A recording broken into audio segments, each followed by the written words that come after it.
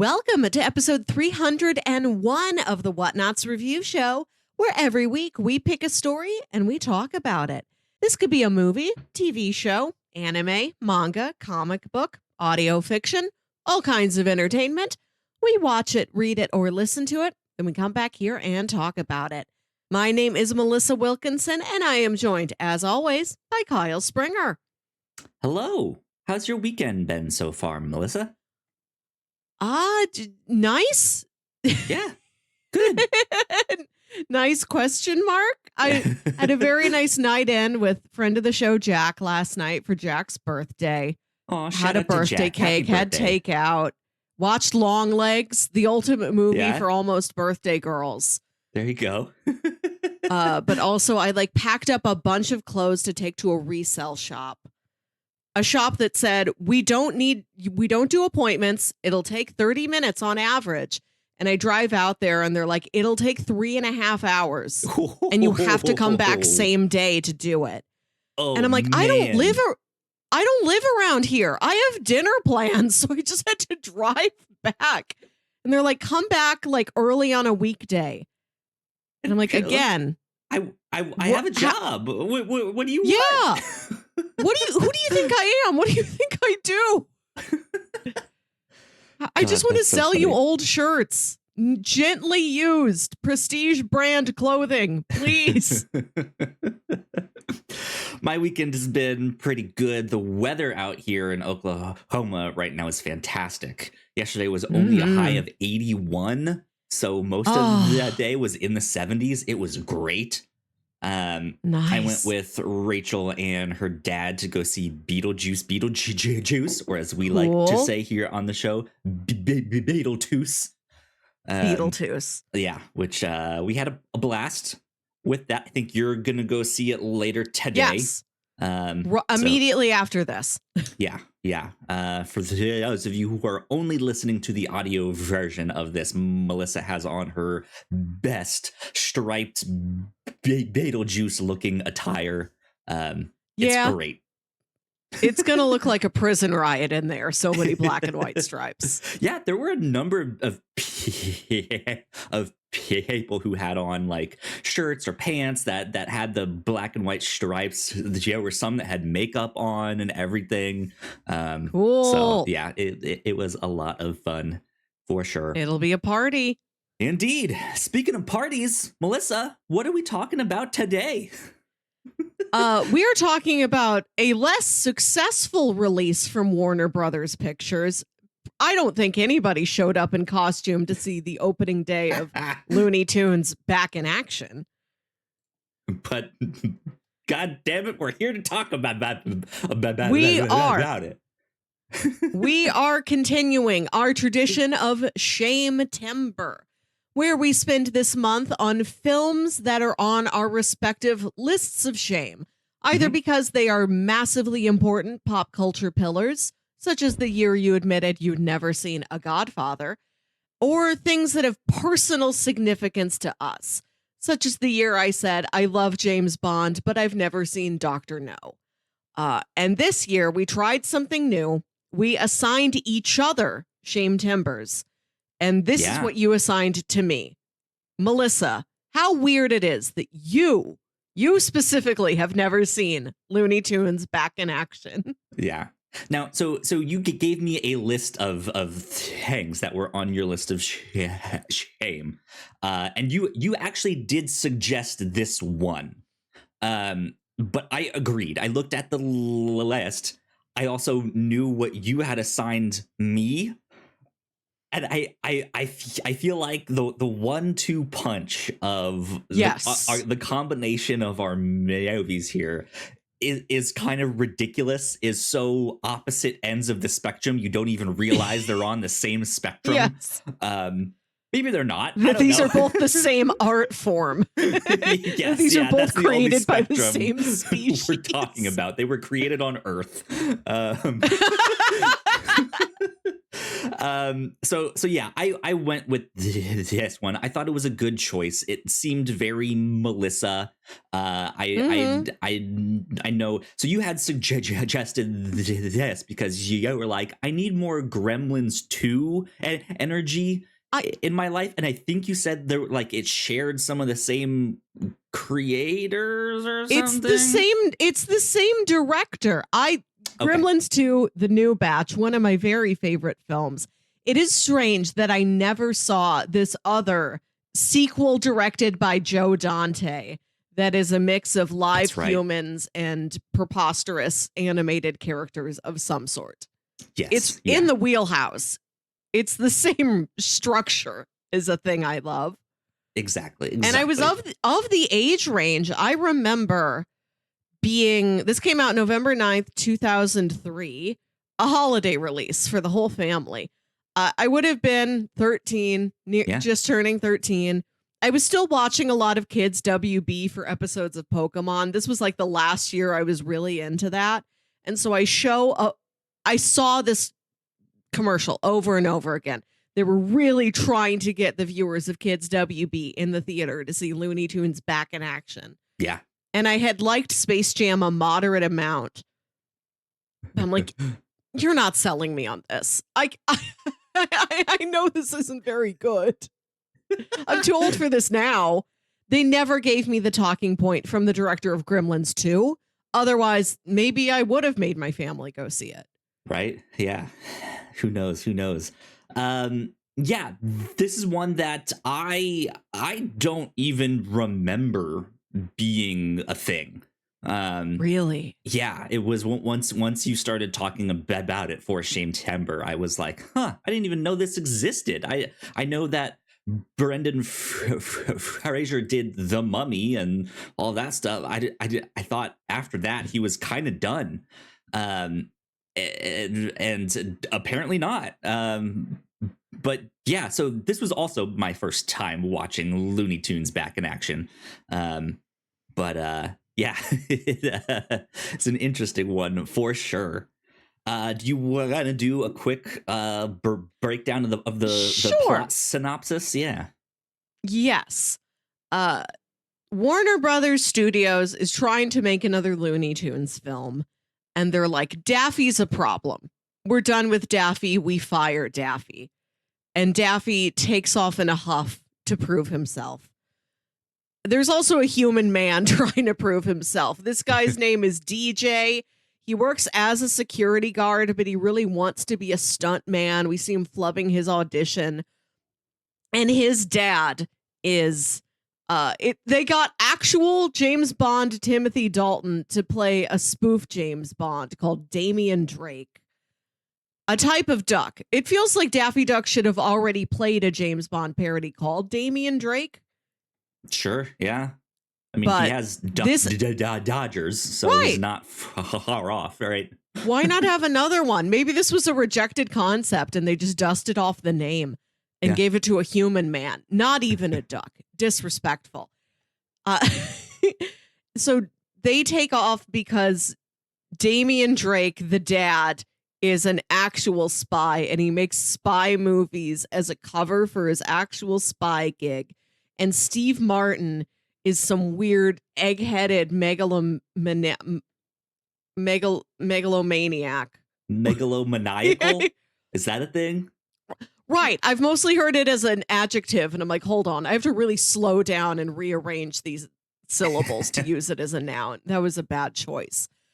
He's been kidnapped by Steve Martin. And then Bugs Bunny and Warner Brothers director of comedy, Jenna Elfman, TV's Dharma, must go after them.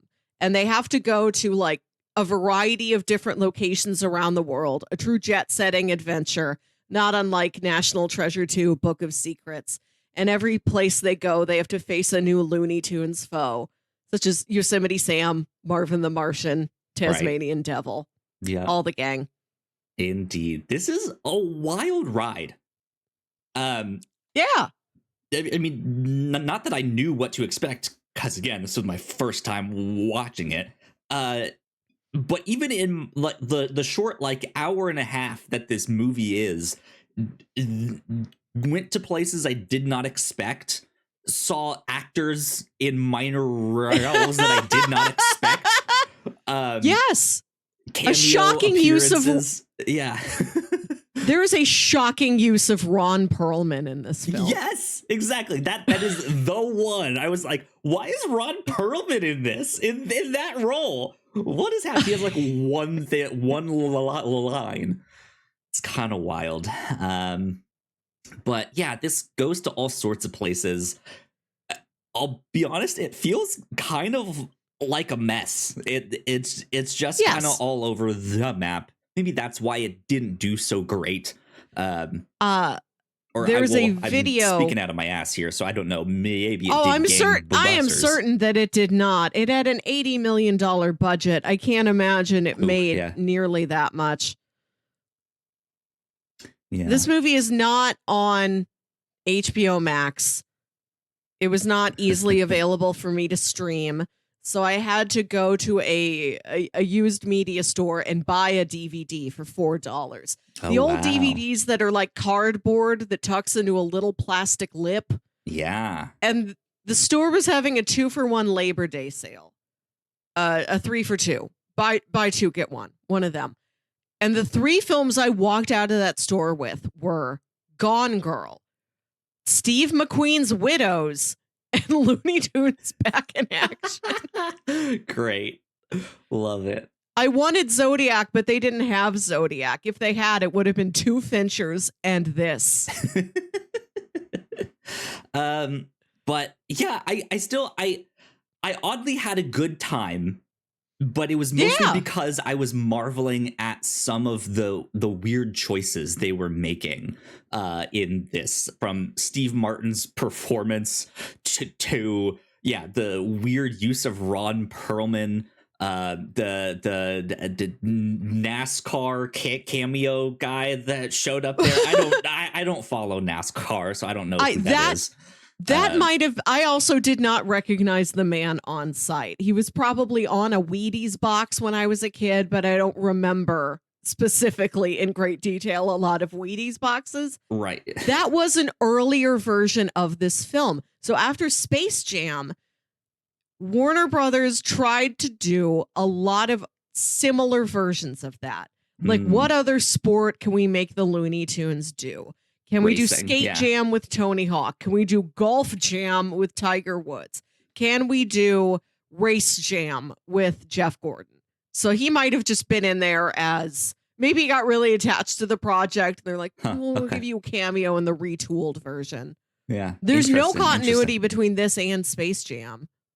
I think they like clip... that Michael Jordan shows up for a 2-second cameo. And they just clip out existing footage. I don't think that's new Michael Jordan. Interesting. Yeah. Huh. Anyways, it is kind of all over the map, but it is a globe-trotting adventure. It's kind of just a wacky time. It's interesting to see the mix of live action and animation. So if you're a fan of Roger Rabbit, this might be one you've already seen. Who knows? Probably does not hold a candle to that one. I know people really, really love that one, but there are some nice technical moments of the animation and live action hybridity in this film. Mm-hmm. You know, it doesn't. It never looks pasted in. Like they did the work, I think. For the most part, yeah. So there is certain stuff to get out of this, but Melissa, I want to ask you this before we get on to housekeeping and dive a little bit further in. Now that you have seen, I was about to say Space Jam Back in Action. Now that you've seen Looney Tunes Back in Action, how are you feeling relieved? Is are you no longer a weight ashamed? Is off my shoulders. Yeah. Are you no longer ashamed that you haven't seen this? There have been times in my life growing up, I had a fraught relationship with the concept of sequels because there were some that I just accepted unquestionably. I love Gremlins 2. I love Ghostbusters 2. Sure. Remember when we watched the Brady Bunch movie? They made a sequel to that called A Very Brady Sequel. I liked that quite a bit. I liked Aladdin too, The Return of Jafar, There you straight to go. VHS. So there were some I just accepted with open arms, and there's other ones that I was very skeptical of. Like even walking through Blockbuster, just seeing 2 titles on a shelf, not knowing what the franchise was. I'm like, that one's not real. I know one of you is real and one of you isn't. But other ones I'd look at and I'm like, both of these equally real, equally valid. Right. And like I had a hard time. I had a barometer. I have no idea how accurately it was calibrated. And I am catching up to things that I had initially written off as feeling sort of cheap and flimsy that are in fact pretty good. I regret having not seen Scooby-Doo 2 Monsters Unleashed before a couple years ago. That was a lot of fun. Looney Tunes back in action, less so, but still, there are great gags in this. I did genuinely laugh at a lot of points. It's fascinating. Yeah. It's a really interesting relic of 2003, and it does have value. Cool. Good stuff. Good stuff indeed. With that, I say we take a quick break for some housekeeping. And when we come back, we will dive a little bit more in depth to Looney Tunes back in action. We'll be right back. Thank you so much for checking out this podcast. We hope you're enjoying it. If you didn't know, we make multiple different shows here at the Whatnauts, and a lot of hard work goes into making them, so we would love it if you check them all out. But none of this is possible without your support. Head over to patreon.com/thewhatnauts and you can get access to over 40 hours of exclusive content, including our Patreon first podcast, The Pilots Club, when you sign up at our $3 tier. Of course, there is a free version of the Pilots Club available, but episodes are exclusive to our Patreon for 2 years before they hit the free feeds. If you're interested in buying merch, we have shirts, hoodies, mugs, and more for sale over at thewhatnauts.com/store. Another great way to help us out is by subscribing and leaving a nice rating and review on your podcasting app of choice.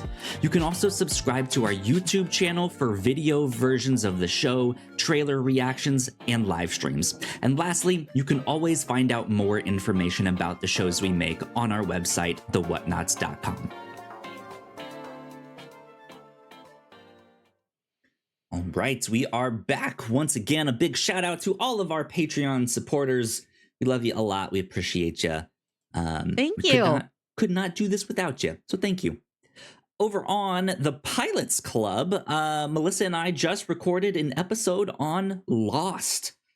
It's the 20th anniversary of Lost. It's one of our favorite shows, so we had a blast talking about that one and rewatching the 2-part pilot. And it's still incredible to me that after so many years, after so many times watching the show over, I'm still finding new things or still thinking about like, I haven't thought about it that way. That's interesting. So go check out that. And then over on the free version of the Pilots Club, we just released our episode on The Shield. This is a crime police drama that is often up there in the conversation for one of the best crime shows of all time. So go check that one out. Over on right here on this show, on the review show. Previously, we did our episode 300. We had some technical difficulties plague us. Melissa, we had one more thing that I discovered after we recorded. For about 10 seconds at the very, very end, your mic cuts out. Like even the file you sent me just cuts out for 10 seconds. Weird. So I had to go in and be like, hey, it's me. This is what Melissa said. God. Anyways, back to the end of the show. Nothing of importance. So we finally got that out and ate it, and it's a blast. We had a good time. We spent episode 300 not doing our usual format of the show, talking about a specific piece of media. Instead, we asked, what would we put in a review show theme park? What movies do we want to ride? What characters do we want to meet just walking around Main Street? What do we want to eat?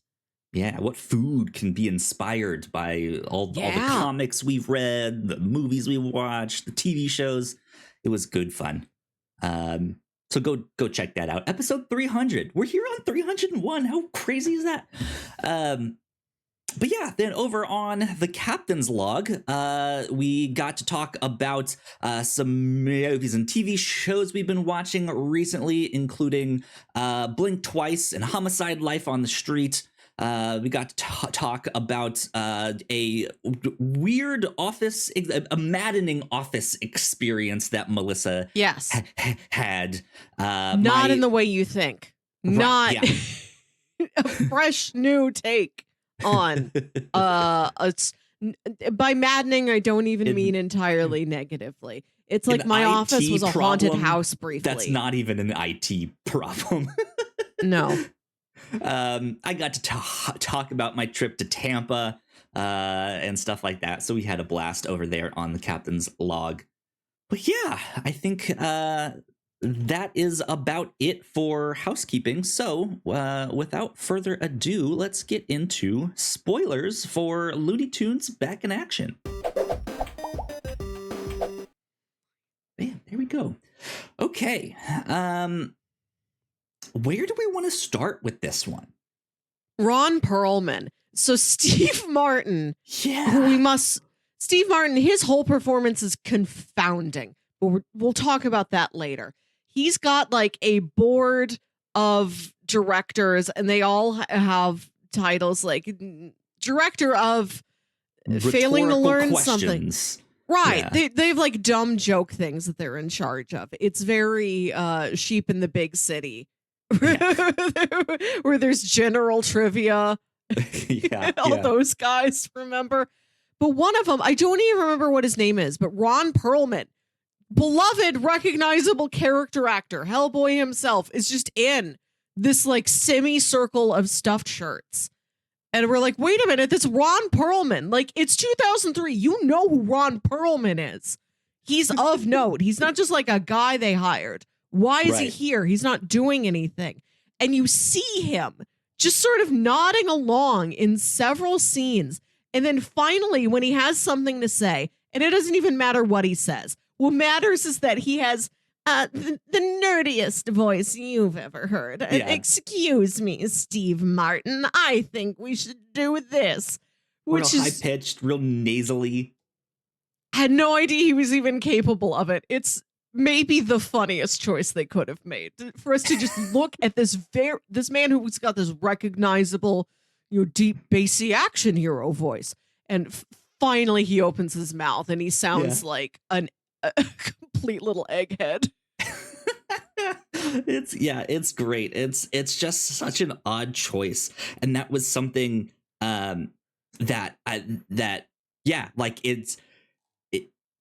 even looking back, like if I did not recognize him when I was younger, which I don't remember when that first Hellboy movie came out. I feel like it had to have been later.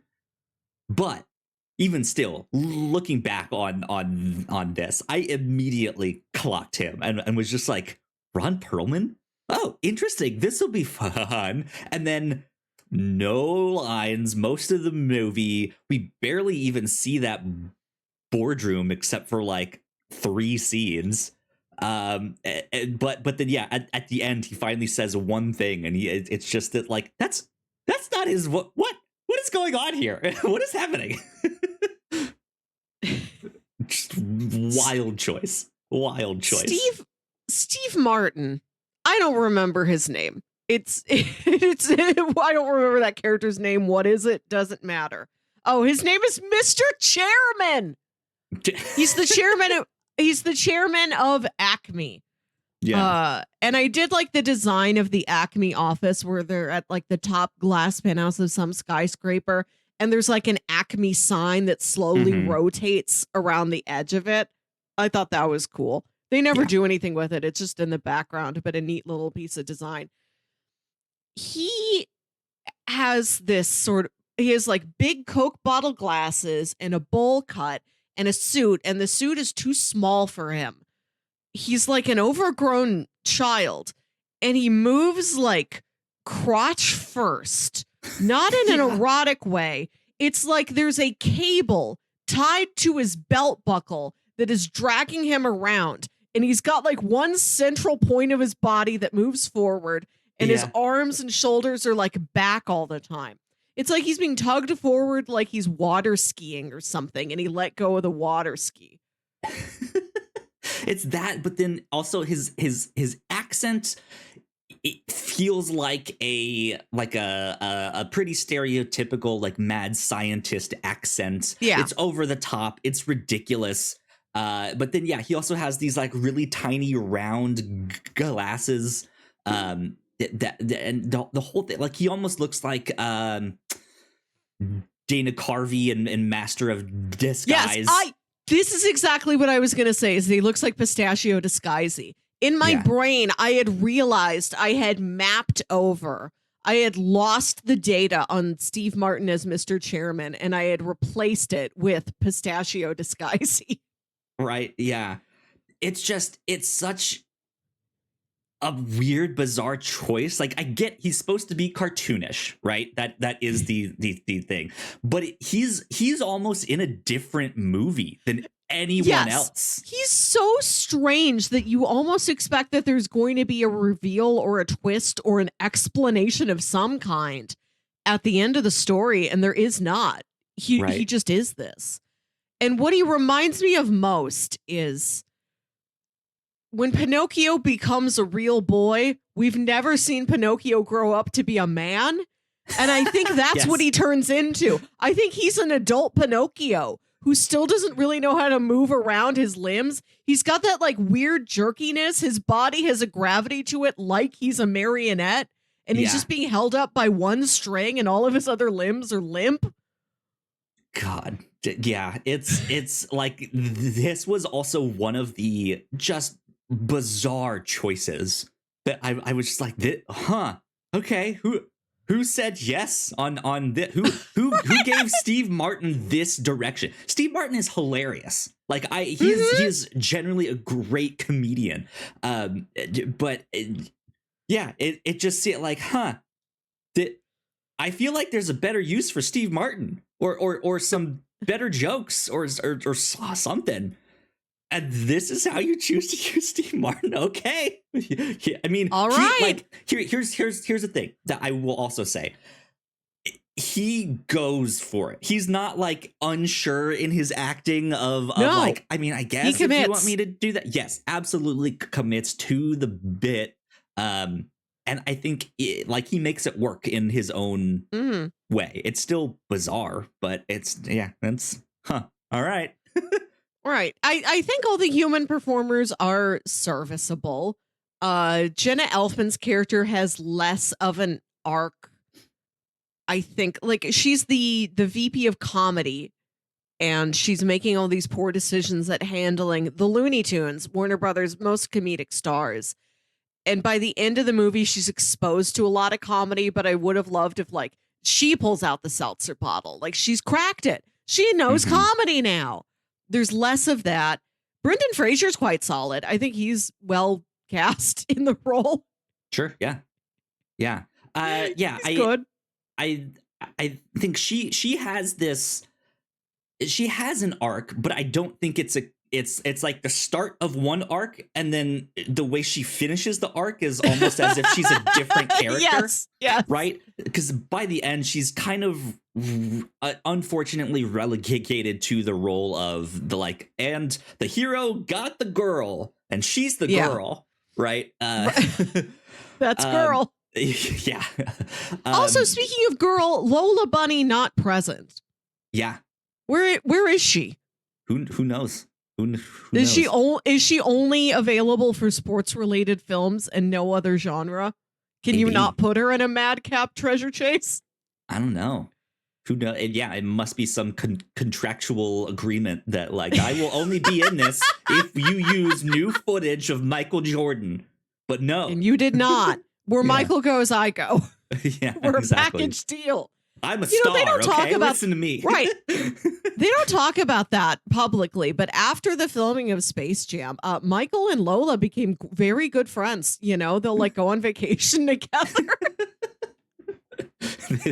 Good drinking buddies is what they were. Yeah. He's godfather to her children.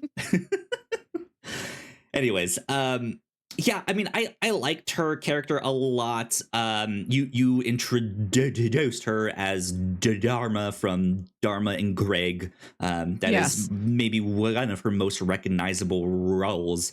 That is a show that I have not seen. I do not know an ounce of anything about that show, so I did not recognize her from that. She's a sort of hippie free spirit, and she marries like a yuppie businessman, and they have to live together, and he has to deal with it. She has like, Dharma, the apartment's full of dream catchers. The apartment's full of weird art sculptures. And she has weird hippie parents, and he's like, I have a briefcase and a tie. I'm Craig.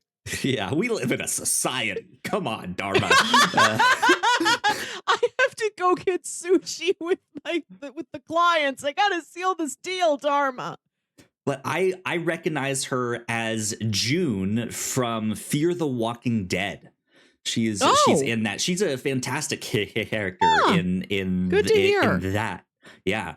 And like I recognized her, but couldn't put my finger on it. Like, where do I know her from? But she's had a pretty prolific career as a TV actress, popping up in all sorts of shows, stuff like that. Even if it's just for an episode or two. Good for her. Yeah, I was like, she's been all over the place. But I did like her. I was thinking she was going to be more of an antagonist when they introduced her in the start. And she pretty quickly it's like she changes sides, but also is like she changes sides kind of because she falls in love with Brendan Fraser's character without even realizing it. Like that was the switch from like the plucky corporate like on her way up to whatever CEO position she's into next to, now she's the girl and she's here to be the girl. But yeah, I still liked her for what she was. I don't really ever felt like she was the damsel in distress, even though she is distressed at certain points, but right, she's not like in need of saving or anything like that. She's just she's on an adventure with the rest of them. So maybe this makes me a bad woman and a bad person, but I'm not particularly upset if Looney Tunes Back in Action does not have a very well-rounded female character. From 2003, yeah. Right, it's fine. It detracts nothing from my lived experience. Yeah. One thing I do want to applaud this movie for is that it is a movie ostensibly for children that does not have children in it. Right. And I think we used to have more of those. Space Jam also, except for when Michael Jordan's children are briefly in there, a movie for kids about adults. The Looney Tunes are adults as much as they are anything. They are adults. They are not children. And as a kid, that was something I liked. I don't think I've really realized it until now in my adult life when I watch stuff I liked as a kid compared to kid stuff now. Mm-hmm. But I was always fascinated by whatever adults were doing. I was fascinated by the workforce and industry and having a career. And that's what I wanted. That's what attracted me to things. I think part of the reason why I liked Space Jam is just seeing like what those basketball players were up to, like their emotional turmoil after they can't basketball anymore was funny to me. Melissa's like, you retired. And when I watch more newer entertainment that is made for children or made for younger people, and particularly legacy sequel things. Like Good Burger 2 had all these teens thrown in it, and I'm like, I don't want the teens. And I can tell you that as a young person, I didn't want them then either. I don't need like a kid does not need to see another kid in order to gel onto something. They Not can be necessarily. perfectly satisfied with adults. And I just don't like watching adult actors I like doing a movie and we have to stop and slow down for a 12-year-old I've never seen before to learn a life lesson. Like, no, just get me back to Keenan and Kel. That's what I came here for. I feel like They're plenty. A balance of both of them, right? You need the spy kids where it's like, oh, the kids get to be the super spies and get all the cool gadgets and stuff like that. But then you also you need the Looney Tunes back in action where it's like sad adult man who is loved sad adult men. Guard. Yeah. Yes, that was perfect. I might be a little freak, and maybe what I am saying is not relatable to other people. I just think not all pieces of entertainment for young people have to actually have young people in them for them to be interesting, for kids to attach to them. Sure. Yeah. And I like that this movie did not try and build children into it. Try and shoehorn in like a sad, like oh, my dad's been so upset ever since my mom died. He thinks I don't need a new mom, and I don't, but I want him to be happy. Yeah. Man. So speaking of adult things, let's talk about Vegas, because this is one of the places that they go in the film. I love Vegas. Sets off when Daffy's been fired, when what's Brendan DJ, that's his name. When he is finally on the road on this adventure to get Daffy back in the swing of things, to try and convince him to come back, but also to unconvince him that his father's a spy. The whole plot just kind of snowballs out of control. It's strangely convoluted for no real reason. Is. In Space Jam, they gotta win a basketball game or they have to be an amusement park attraction.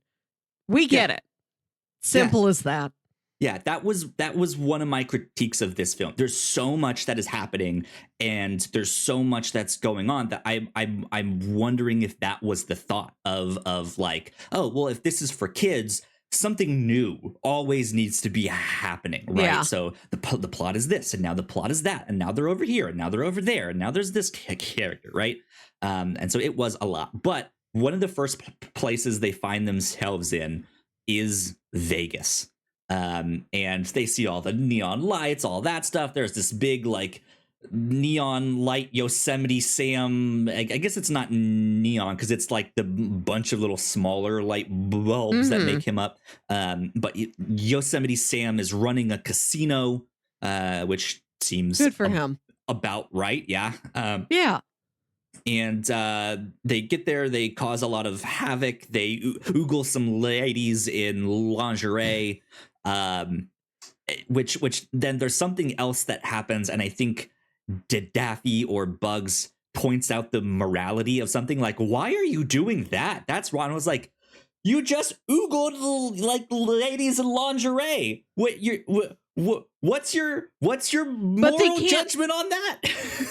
They can't do anything as far as I'm aware with like a Vegas showgirl. They can lay a smooch on her, but like no further interaction, I believe, is possible between human and tune.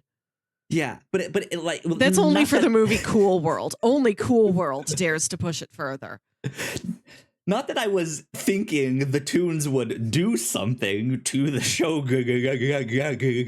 girls, but it was like when they did point out the morality of something, it was like they were trying to tell kids like, hey, this thing that they're doing, that's a bad thing. You shouldn't actually do that.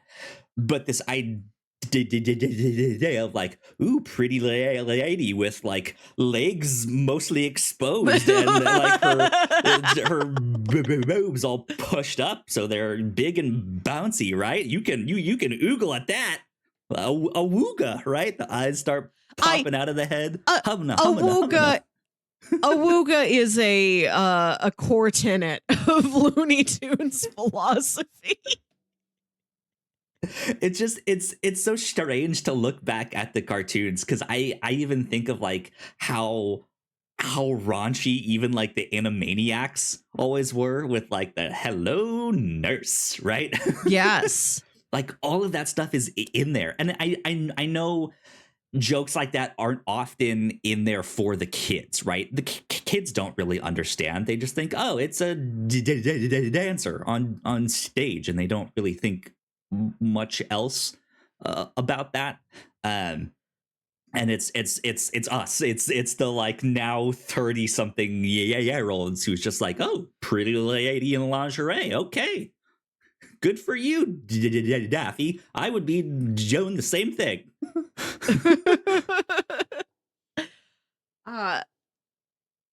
They go to Vegas. They go to Yosemite Sam's casino. I love to see a wild Vegas chase. This did make me think of Honey, I Blew Up the Kid when the kid gets blown up and he's the size of Vegas and he takes down a big neon guitar and tries to play the neon guitar, but it electrocutes him and he cries.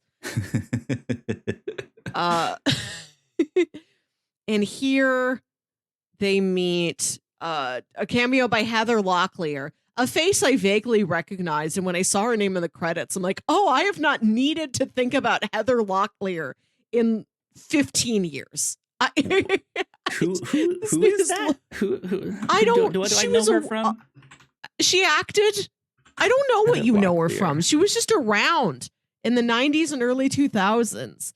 And I have no strong feelings about her either way. And I'm not sure where she went. But that was a real blast from the past. Just needing to think about Heather Locklear. Well, there you go. Heather Locklear.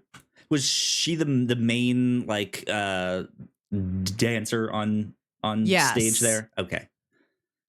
I thought so. I was like, it feels like that is someone I should know. Yes. Especially with the way, because the like DJ is the son of this real famous actor, right? He is kind of a nepo baby, as the kids like to say nowadays, right? And like that is his in with her. He's like, hey, I'm that guy's kid, you know me, and she's just like, I don't know, all right, I guess. He has to go to her to get a clue to save his dad, who's been kidnapped by Mr. Chairman. Yeah. And Daffy's along for the ride, not helping. Oogling ladies and keep using that word oogling because it's fun. It's ogling. Ogling. I'm saying it wrong. It's ogling, and it's Brendan Fraser. There's no I in it. It's not like the Kelsey Grammer show. It's Fraser. I'm terrible. Everybody makes that mistake. I'm terrible. There's few of us who get it right. We're in a secret club. We get a little card. Remembers how to spell Fraser. I can flash it at certain restaurants for a small discount. Anyways, yeah, turns out she's also a super spy too. She's there in her like almost Black Widow outfit. And yeah, she gives them their next clue. And they're not off to Paris yet. No, they wander through the desert. There's the great bit where they see the product placement for Walmart. They see the mirage of Walmart, and they're like, it's just a mirage. We've got heat stroke. And they're like, Bugs Bunny's like, no, the great prices and high quality of Walmart, that's real. It's one of the better, let's very obviously put a lampshade on the product placement gags since Wayne's World. Yeah. And like that's the thing is even the live action adults comment on this like, oh, this is very obvious product placement. Yes. But the kids don't care. Like so there's a new outfit our characters works. can wear. That's a new action figure we can buy. They have to go find Mother. And Mother is Joan Cusack, who runs Area 52, where all the real aliens are.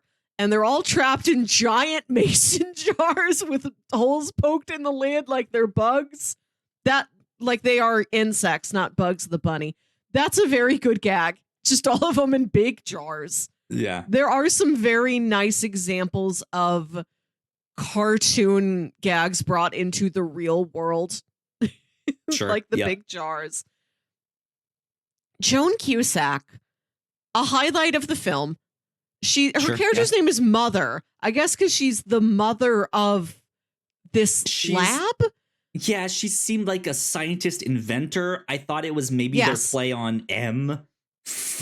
Okay. From the James Bond kind of thing. Sure. She's not really that. Like, it's not so obvious. Like, oh, they hired Timothy Dalton to be the super spy, right? It's not that on the nose, but it's an interesting addition to the thing. She's not Brendan Fraser's mom. Correct. You'd think she would be. If they hadn't cast an actress who's the wrong age for that to be true, you'd think so. Yeah. Which is very strange that he has no mother, and here's a character named Mother, and it is not his mother. She's nobody's mother. She does say, she looks at him and she's like, oh, I've known you forever. I've known you since you were little. I've known you since you were this big. And then she holds her fingers like 2 inches apart. And then she says, no, there's no way that can be true. I must be thinking of a photograph. Which is... I really laughed at that one. On one hand, great joke, but my dirty mind immediately went to when she did, like, I knew you since you were this big. I was like, what? Maybe she is his mom, and that is a dick joke about his dad. I don't know. Anyways, moving on, because the way she like waits and hesitates and then says, maybe I'm thinking of a photo, and then moves on, right? I love that and that's something like your parents' friends will say to you all the time, but she like literalizes it. She's like, I've known you since you were this big. And then she's like, no, that's factually impossible for you to have been that big. It was a photo. She says it so seriously. Yeah. I must be thinking of a photograph. Yeah, and like this was an interesting thing for me to see on screen, because like we talked about with Steve Martin's performance, it's so cartoonish, it's so over the top. But then I also thought that Joan's performance fit. You know her personally? Joan, good old Joan. You know, Joan. I want to talk about Joan. She's got a massive career. She's done so many like smaller supporting roles. She's really like, you got Joan Cusack in the crew. Your movie is doing well, at least for the minutes she is on screen. She's always a winner. She was a delight. But so few times have I ever gone into a movie knowing already she is in it. Like, everybody loves her, but they don't talk about her often enough. So I'm frequently surprised. I'll start watching an old movie and I'll see her name in the credits and I'm like, oh, Joan Cusack's in this. And I'm like, more than any other actor, I never know when she's in something until I actually see her on screen. Interesting. I think the only times I've ever gone into a movie knowing Joan Cusack is in this is Toy Story 3, Toy Story 4, and the movie Toys, because I had already listened to the episode of How Did This Get Made about it. Yeah. But the majority of the time I've encountered her, it's been a surprise. Oh, Joan! Joan's here. I never know ahead of time to look for Joan. She just appears. Pal, Joan. Like a bolt from the blue. Like a blessing from God, Joan. My head canon is that after the debacle, after the disaster of all the aliens and like alien robots and stuff like that break out thanks to Martian Manhunter, whatever his name is, Marvin Martian. My head canon is that she quits, she gets a job as a high school principal, and then that's when Jack Black shows up for School of Rock. the Cypher performance. I think that's when all people of our generation knew and then never forgot the name of Joan Cusack. Right. Yeah. But yeah, I loved it when she was on screen. I liked all of these weird looking robots. That are all aliens. Like takeoffs of like there's clearly a Robbie the robot and she calls him Robert. Like there's things that look like there's that the old, Diet like, Coke wind up toy that waddles back and forth. They're all Diet Cola versions of famous aliens and robots from other pop culture, and that was fun. Yeah. So that was neat. It's an interesting change of scenery from Vegas to go from this like kind of not buddy cop, but like buddy road trip adventure film, and then they stumble into like a sci-fi TV show, stuff like that. And the movie's not done yet. Like there's still more places for it to go. They have to go to Paris. Yeah, they got to go to Paris. They got to do the or they also have to do their Indiana Jones spoof, right. All of that, and then they go to Paris. And they do the Indiana Jones spoof pretty great. Like that was maybe my favorite set piece of the whole thing. They just like it's Brendan Fraser, right? Had it right now. Good job. Cool, yes, great. But correct. Like they also make a joke about him being the stunt double for the guy that played for right. He's like, yes, I'm the stunt double for Brendan Fraser. He's in it as himself, as a like a bratty Hollywood megastar version of himself, who's like, I don't even remember my stunt people. Give me my coffee. Yeah, it's just very fun. So the fact that he got to play that type of character again is just like, oh, this fits. Like this feels good. It feels perfect. Yeah, they nailed that when they got the blue diamond. Yes, the blue diamond. This is what Mr. Chairman wants. The blue diamond will turn everybody on Earth into a monkey, but not permanently. So he's like, I'm going to turn everybody into a monkey. I will then use cheap monkey labor to produce all of these Acme products. And then when I turn the monkeys back into people, they will be forced to buy the cheap Acme products. And I'm like, why don't you just steal something? This is too many steps. Right. It's kind of What's wild. your logistic plan? How many people are monkeys at once? Yeah. But I think I got it backwards. I think they do go to Paris first and then go get the blue diamond, because they have that card to like look at they do the X-ray joke of the Mona Lisa where they see her bra and then they look up and then they see her skeleton. Right. Because there's no bra for the face, so you just have to see skull. Melissa, glasses are bras for the face. Lifting and supporting your eyeballs. These are push-up glasses. They're prescription.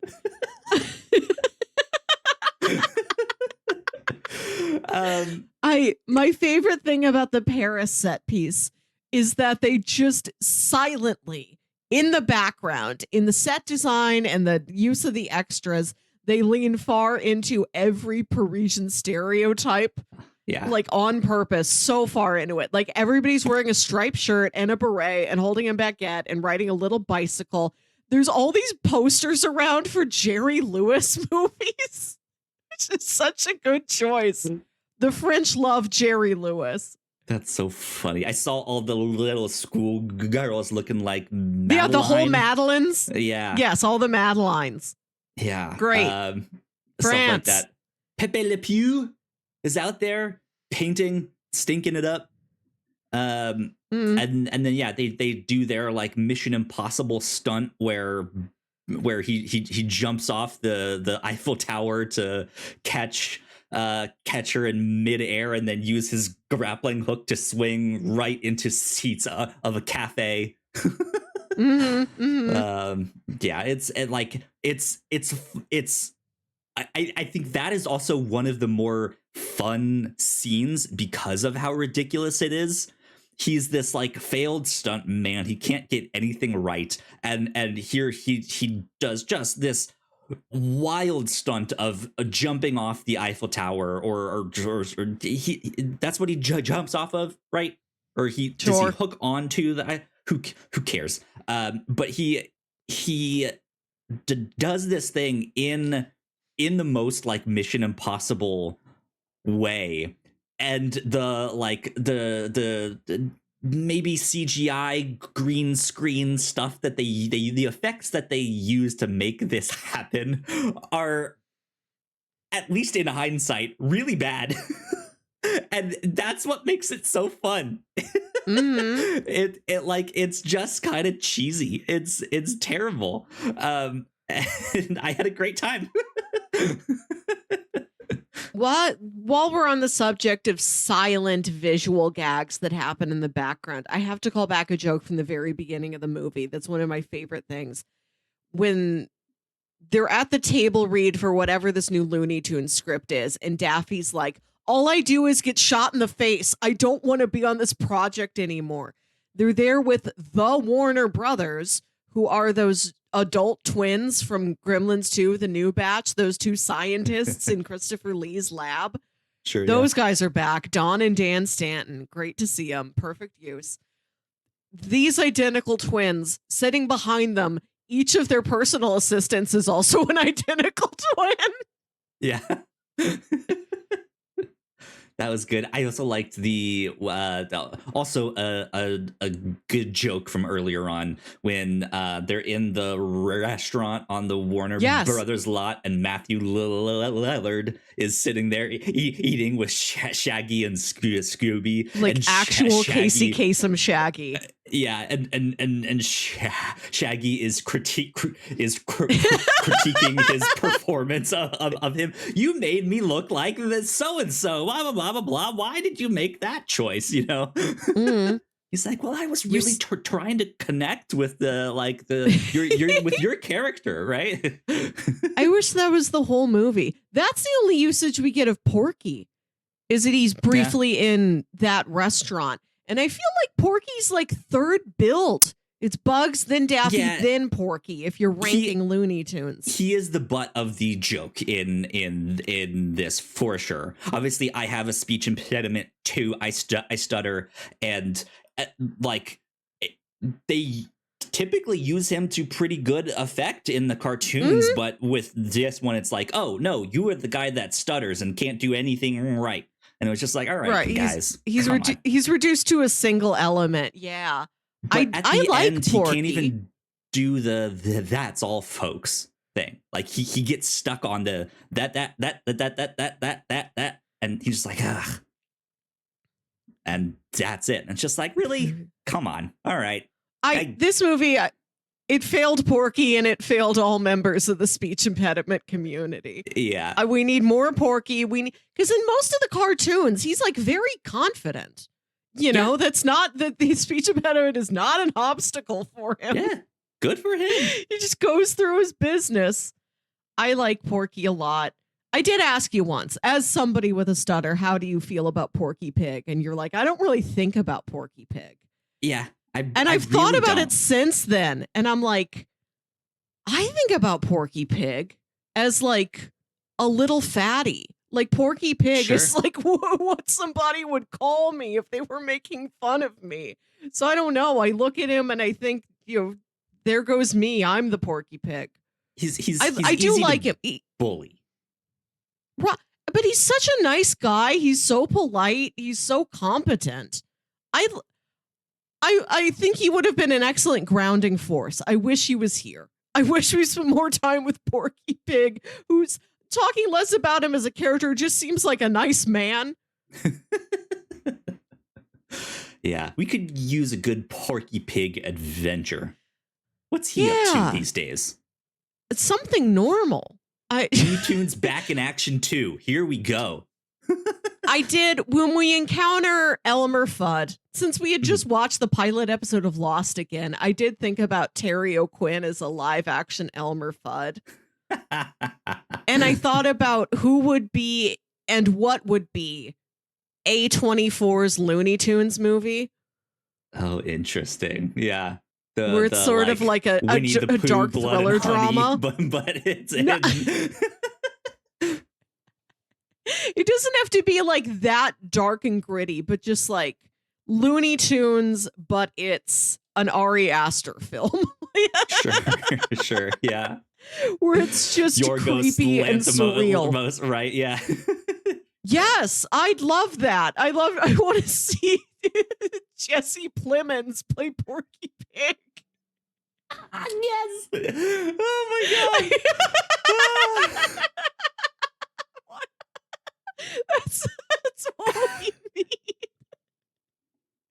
Amazing. So good. He on it, like we're laughing, but we're laughing because how we like nailed it. That's kind of brilliant. That'd be really good. I would love to see that. Oh man. Wow. Now I'm gonna be thinking about Porky Pig. Anyways, hashtag Plemons for Porky. Yeah. Oh god. Anyways, so they do their Paris thing. They find out they need to go get this diamond. They go get the diamond in this Indiana Jones spoof. They bring this diamond back to the Acme headquarters where they confront the Mr. Chairperson or whatever his name is here. And they situate everything. It's the big climax of the film. Timothy Dalton has been captured by this time and held prisoner. The whole thing is just kind of weird and bizarre. I don't know. He's tied up on a bed of dynamite. There's a giant robot guard dog. I don't even really know what's happening at the end here, but it gets resolved. The day is saved. That's all true. Right? Like, this is just like another symptom of too much is happening at all times on this. I really feel like they could have pared this down. Did they want to make like a road trip movie? Did they want to make a Duck Dodgers like movie and that just didn't happen? Did they want to make a mummy spoof on this? Did someone out there, some intern out there, be like, Pepe Le Pew really needs his own movie? Let's do an adventure in Paris. It feels so all over the map that it is everything at once. Yeah, it really feels like it could have been simplified here. Very much, and it's not. There's some of these genre pastiches and set pieces I think it does well. But when you're in the Drake family home and you're seeing all of these posters on the wall for the fake James Bond spoof Damian Drake movies, they're not even that creative. Like, they're not like really good, funny, fake James Bond titles. Like, you recognize what it is, but like, I would not want one of those posters stand alone. You know, it's not like the success of the fake Chris Evans movies from within Scott Pilgrim versus the World or something. Sure, yeah.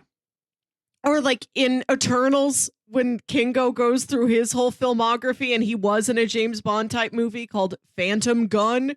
Phantom Right, Gun yeah. is a very funny fake action movie title. And none of these are. A major loss. Go back to the drawing board. I believe in you. You can do it. This is coming from the era of Austin Powers. Yeah. We were not better at anything than we were at fake spoof spy adventures. Goldmember is a great name, right? Can't you get one of those guys over here? Can you To borrow? Russia with gloves, and he has on the like white cartoon gloves, right? That could be Exactly. something. Yes. Major missed opportunity. Yeah. There has to be some kind of Marvin Martian Moonraker thing in there. There has to be something. Moon Taker, right? And something. I don't know. Anyways, yeah, but like that's the thing. It does the job. We get that they are James Bond spoofs. They look like James Bond spoofs, even if they aren't great ones. It's like, oh, I see what they're up to now, and it works. And yeah, the situation resolves. Right, resolved. Check. I did have fun with this. For as messy as the plot is, it's so all over the place. It's kind of hard to follow. It doesn't spend enough times on the things you want it to spend time on, like the Hollywood satire stuff, the back at the Warner Brothers like studio canteen where Casey Kasem Shaggy talks to actual real Matthew Lillard. Like that stuff is the best stuff.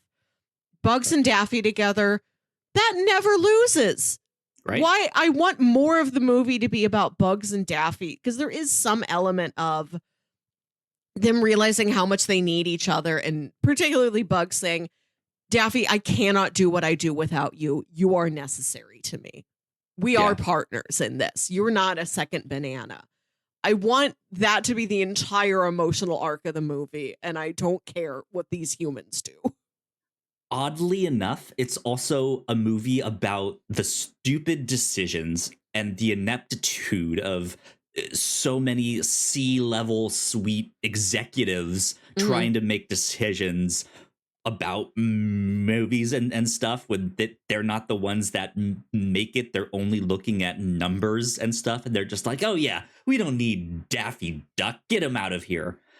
We don't need to release this Batgirl movie. We don't need to release the Wile E. Coyote in Court movie, whatever that one was that they had all Coyote done. versus Acme.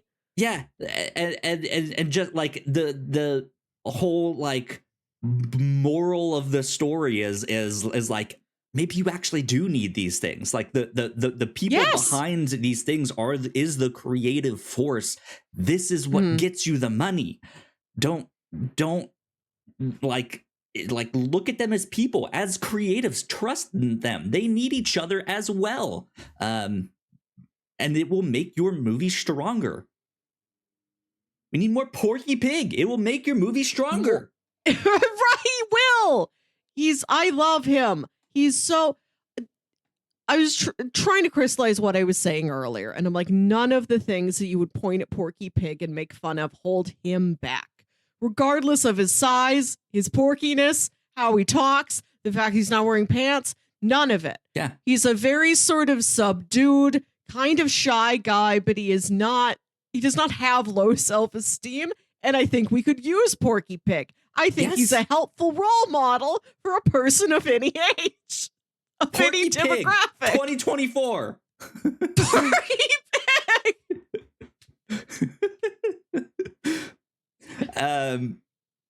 I think I'm kind of in a similar boat. I had a good time, even though it's kind of a mess. There's some interesting like visual gags, though sometimes they did a little too many of them.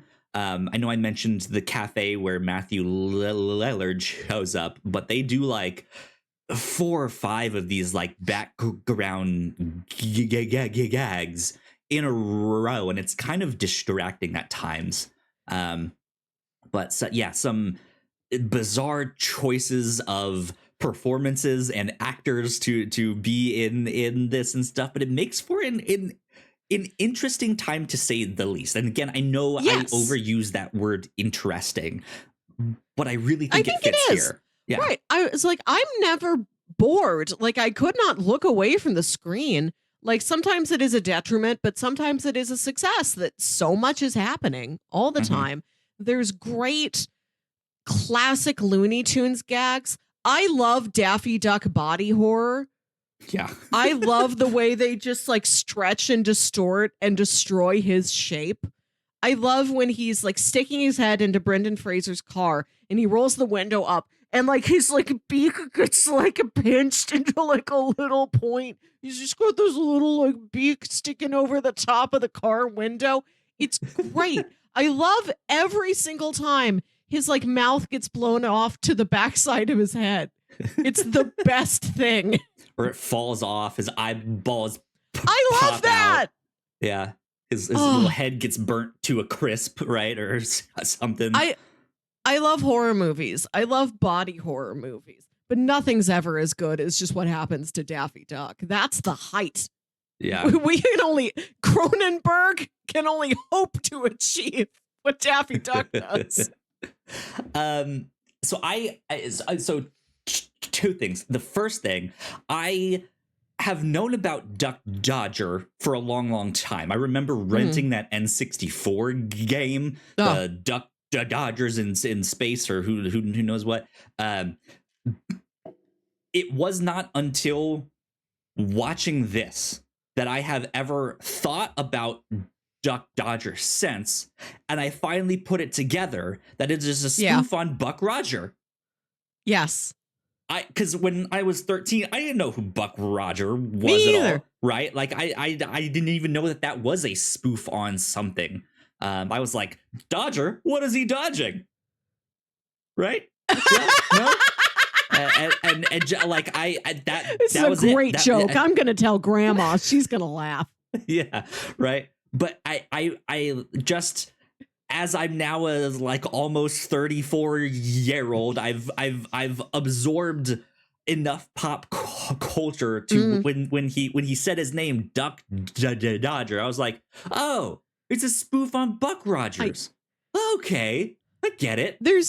There are things like that are introduced to you at such a young age that you don't have a sense of parody yet, or what the thing is parodying, that like the wires don't connect until much later in your life. I watched a lot of Tiny Toons as a kid, and it was not until I was in my mid-20s and I'm like, oh, Elmira's like girl Elmer Fudd. That's what she is. Yeah. I just thought she was a girl who hugged things too hard.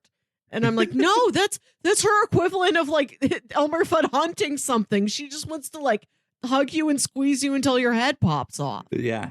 Kill him with kindness.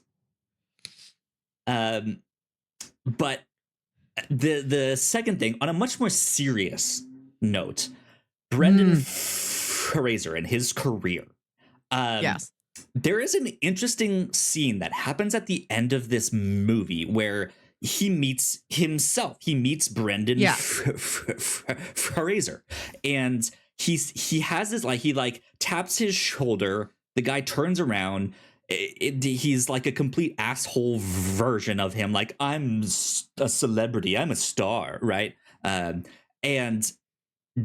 DJ has a line that I don't know if I have this quite right, but he says something along the lines of, I threatened your masculinity and you had me fired. This movie came out in 2003. 2003 was also the year the sexual assault happened against him. I don't know when in comparison these things happened, if this was an ad lib, a rewrite, something he asked to be in there. This seemed on it is on very par telling. with that. Yeah. Which is not something that I think anyone would have really known at the time. especially since like I didn't know that's why he kind of stopped acting. He did like lesser roles, TV stuff here and there. But yeah, it was just kind of interesting also having that knowledge now and just being like, I wonder if that is something something to dig into, which is not what I expected to see at all. Yeah, so. An interesting snapshot in time, this movie. A nice to look back on it and know that Brendan Fraser as well has an Oscar. Yes. Yeah. So good stuff. I had a blast. Yeah, it is a lot more. It's not everything you want it to be. It's frustrating in what it misses, but it does have real highlights to it. I did enjoy getting this off my list. Made the crazy choices that they made. It makes sense. Mm-hmm. Maybe I don't agree with them all, but makes sense, you know? Makes sense. Indeed. Let's get back into bingo. I almost forgot about bingo since it's been some while since we've done a normal episode. Bring this up on screen here. Oh, bam. I can get another bingo because when they go to Paris, there's that whole scene at the Louvre where they run through famous paintings, which is one of the best parts. I would love if that was like a whole half hour or like an entire short unto itself, like a whole 12 minutes of Looney Tunes, shot or homage to famous painting. Yeah. I have that one as well. Fill color. Is that the one I use? I think that's the one I use. Okay. Puddle splash. Did we have a big... There's that scene where she gets wet. What did she get wet from again?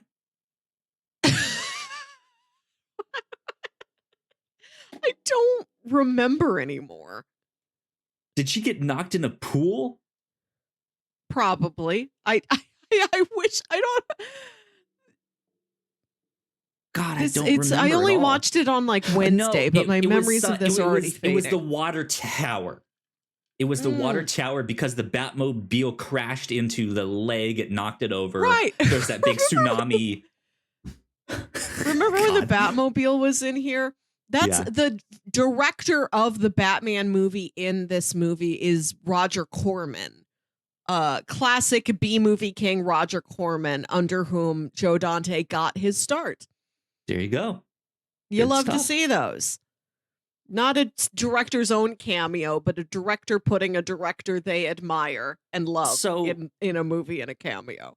This is not a puddle splash per se, but it is as a result of a car, and water is then splashed on the right. Do we count this as like spiritually? Yes. It's kind of the same thing. This is a deconstructed version of the big puddle splash. Yes, you can have it. I think so. Do I get... Let's see. Did we have somebody cut in half with a laser in like the Joan Cusack segment? No, I think there was they almost did the Edgar Allan Poe big pendulum thing at one point, but it didn't happen. How about off-screen funny sound effect? Surely that happened at some point, right? I'm sure it had to, or at least in the background enough. You just hear a lot of French noises. Do you just count French ambiance as funny off-screen background noise? Which we put this on here for, like a character throws something off screen and then you hear the glass break or you hear the cat meow, like that classic gag. Oh man, that's the thing. I don't recall a specific time, but this is absolutely the movie to have that. This is the spirit of it. Yeah. Well, how about this? Because you gave me the spirit of the big puddle splash, I will give you the spirit of the off-screen sound effect. A fair trade.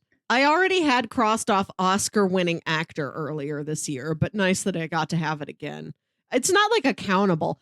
I should have made this one that I have to get like 3 times, one of our stackable items, and then I can cross it off. But yeah. Were any of our aliens rubber suit monsters? surely one of them must have been. Again, I don't feel like I was paying attention enough. I have to like print out this bingo sheet and have it out in front of me when I watch things, because I always sit down days later and have forgotten fragmentary details like this. Yeah. I'll let that one pass because I think they were mostly robots. Mm. And I don't think it was really like a rubber suit.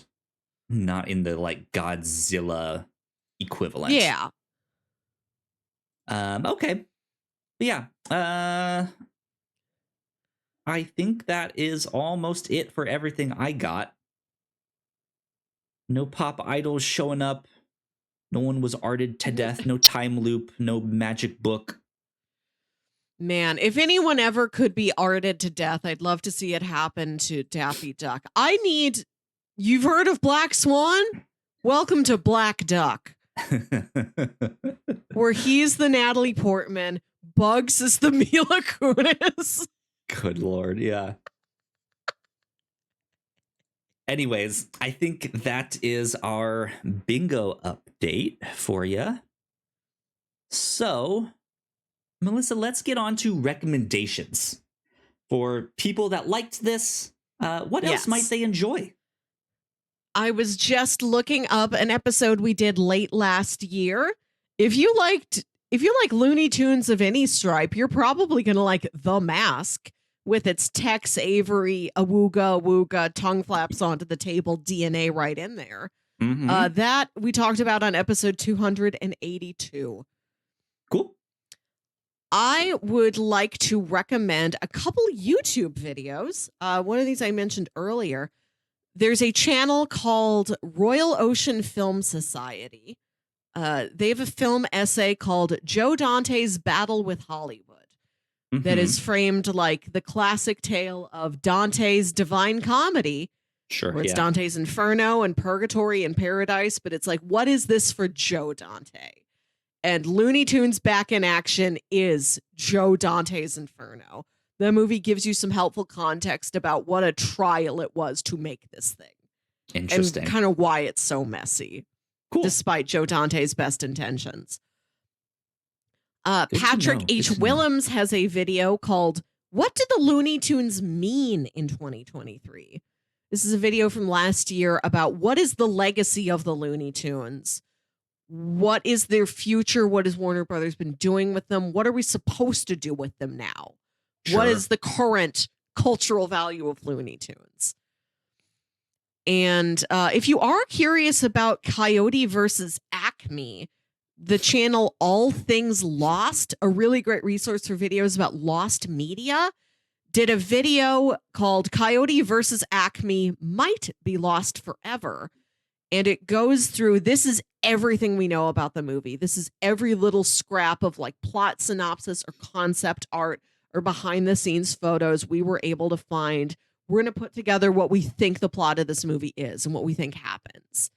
And I think that's a movie that is still in limbo. I don't think it's officially trashed. I think it is still possible for another studio to come and buy it, last I heard. Yeah. So I hope that does see the light of day at some point. I think a movie that did what this movie was trying to do more successfully is that Chip and Dale Rescue Rangers movie from Disney Plus a year or two ago. Okay. Which is another live action animated hybrid, but it's so many different kinds of animation. All these characters look completely different from each other. And it's Chip and Dale are actual Hollywood celebrities. They had a falling out. They stopped making the Rescue Rangers show. And now there is an actual mystery and an actual rescue they have to do. And they have to reunite and go through this like seedy cartoon underbelly of Hollywood. That movie is a lot of fun. about it. Check it out. It's a good time. One of right. my favorite uses of the Looney Tunes was a show that aired on Cartoon Network in like 2010. Mhm. Let me find this. Like 2011. This was just called The Looney Tunes Show. This aired on Cartoon Network, and it was the Looney Tunes characters in just a sitcom format, which they had never really been in before. That's It's cool. Bugs and Daffy are mismatched roommates. These are the hijinks they get up to. And it's a lot more grounded in an interesting way. Like Bugs has the energy of sort of a retired comedian where he's like, yeah, I go out there, I do comedy Seinfeld sometimes. of Looney Tunes. Exactly. That is exactly what it is. Where he's like, I've got some money saved aside. I've got this big house. Mostly I just like to, like read, eat carrots. Like he's sort of a subdued Bugs Bunny. He's not quite the stinker he typically is. And Daffy is just insane.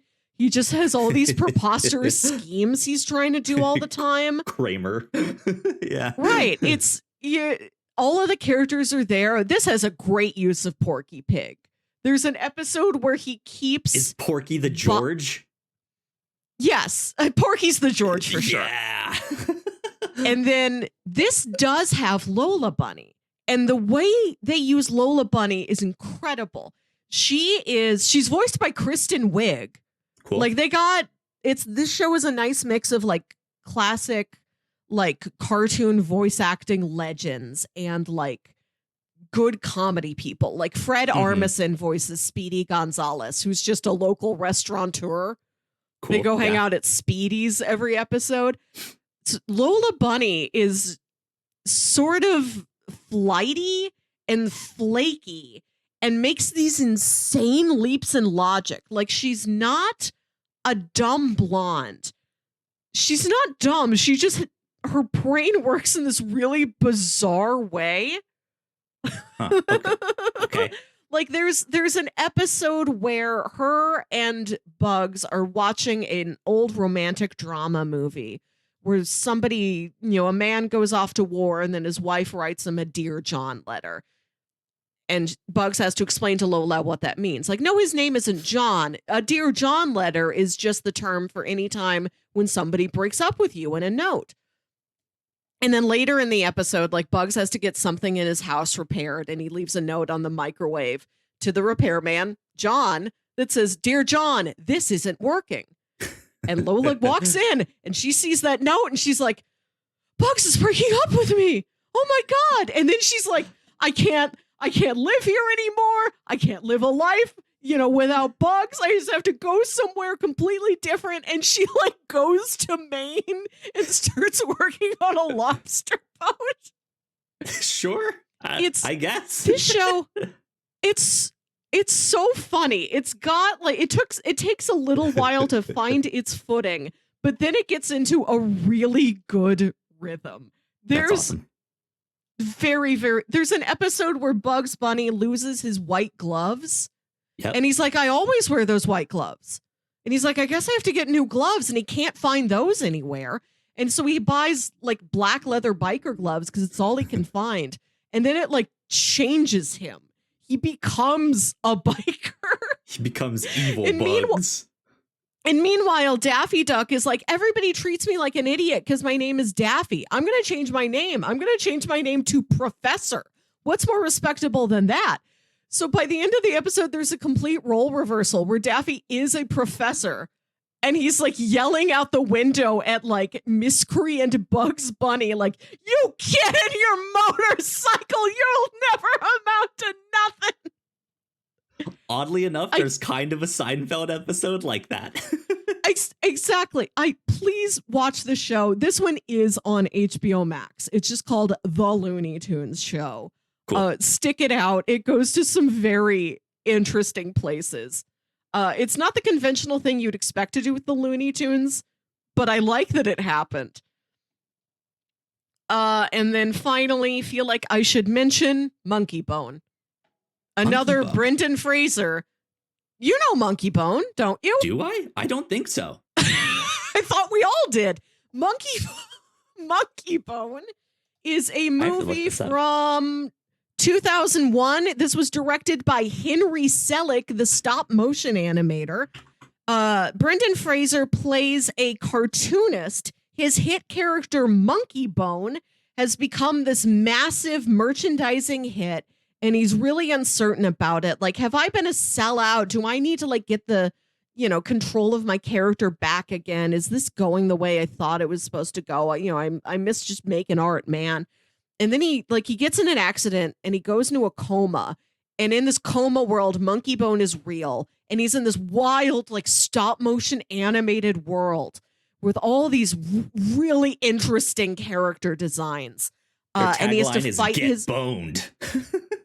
He has to fight his way back to life before his sister Megan Mullally like completely sells the rights to all the Monkey Bone characters so that she can reap the benefits as his next of kin, getting all of his money. There's an incredible cast in this. Whoopi Goldberg, Giancarlo Esposito, Chris Kattan as organ donor Stu. Wild. This is another movie that like it isn't good, but it's so one of a kind. It's really fat and it's got really good technical strengths to it. Like the stop motion creatures in this movie are a wonder to behold. Like it's great on that regard. Don't not see Monkey Bone. I'm looking at screenshots of this and there are just some great weird faces that the actors make that Brendan is making. Man, amazing. Monkey Bone. Anyways, Monkey Bone. Yeah, I am not familiar with that one at all. Shocking. Interesting. I thought we all like knew Monkey Bone, but we're just scared to talk about Monkey Bone. Maybe I blacked it out of my memory or something. I don't know.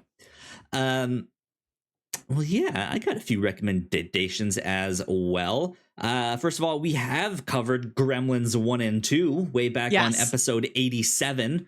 You guys can check that out if you want more Gremlins action, Gremlin type stuff.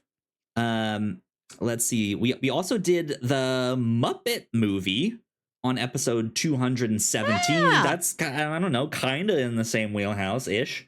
Yes. The Muppets are another group of characters like the Looney Tunes that are beloved, have such potential, and can be difficult to exactly nail what it is you need them to do.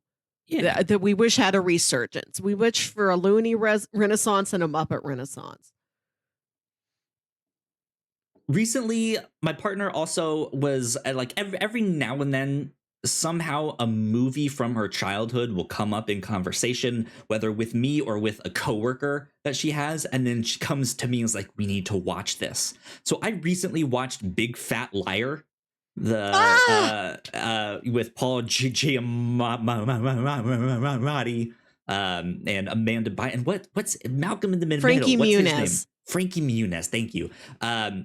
He's the main star, and this movie also feels a little bit like Big Fat Liar with them like running around the like Hollywood lot and stuff like that. So that's you could an interesting program one. A great day of early 2000s Hollywood satires with these two movies in there. Absolutely.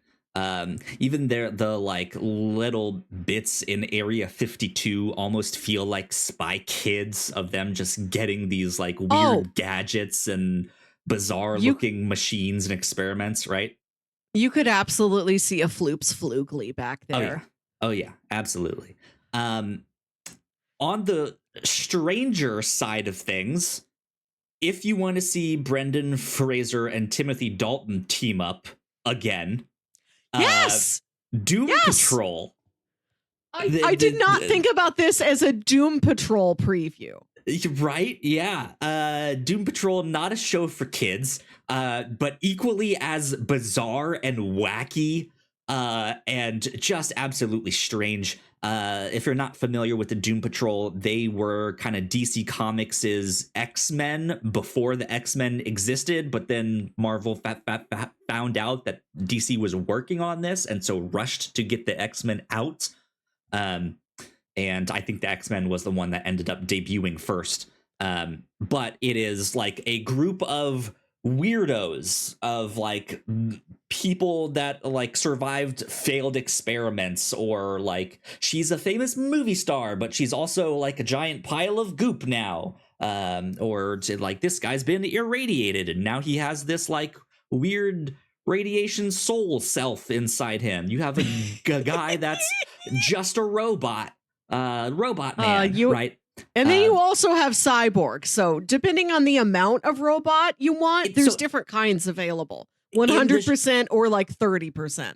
In the show Doom Patrol, yes, you have Cyborg, even though he's generally not a member of the team in the comics. If anyone from the Teen Titans is on there, it should be Beast Boy. He has connections to the Doom Patrol. But the Doom Patrol is also led by a balding professor in a wheelchair that may or may not also be not the greatest role model for all of them. So it is basically the X-Men. So yeah, but they get into all sorts of like weird reality bending strange stuff in the show. They end up like going inside a donkey's butthole to go to another dimension. They fight these like booty shaped monsters.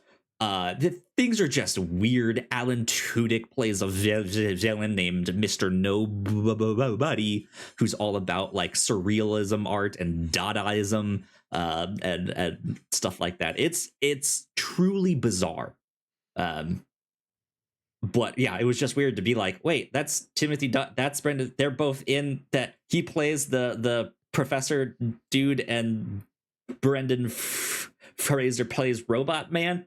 Interesting. Weird. So there you go. That one is all. Yeah, I said is not for kids, but is still a great show. Excellent pick. Yeah. I think that's my recommendations. Nice. Interesting. Big Fat Liar and Doom Patrol. Right. Also, I watch This Space.